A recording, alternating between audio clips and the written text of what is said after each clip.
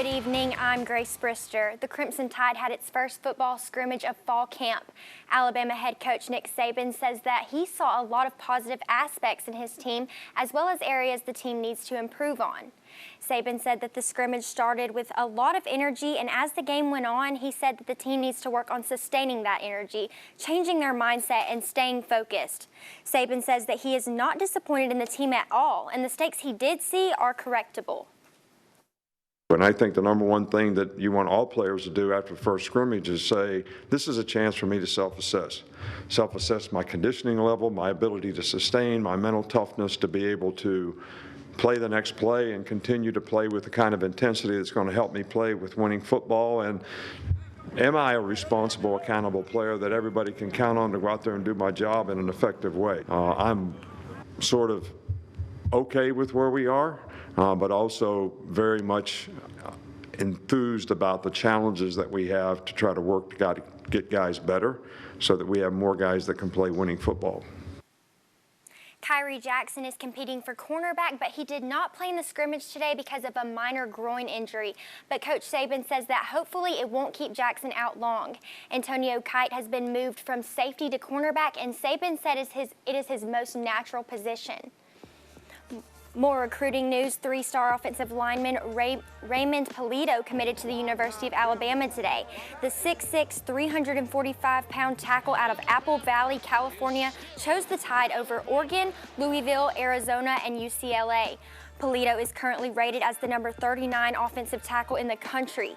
He adds on to the Crimson Tide's #1 class of 2023 as the 21st overall commit. There was a setback in recruiting, too. Our sports reporter Alex Booth was in Gardendale today. The 4-star defensive lineman Kelvin Collins committed to play for the University of Florida this afternoon. The 6'5" defensive tackle picked the Gators over Alabama, Georgia, South Carolina, and Oklahoma. The number 70 overall prospect out of Gardendale High School, he is another top-tier defensive lineman deciding to leave the state. Collins says that he was really impressed with the coaching staff at Florida and is looking forward to having a chance to play early. Just how early I can play. I'm still getting coached at the same level as some of the other programs. Still going against some of the best. And with Coach Napier, he's just gonna push me over that edge to be the best. And Coach Spencer, coming from the NFL, he knows what he's talking about. So I trust in what he got for me when I get there. So that's why I chose him. And let's take a look at Bama in the pros action.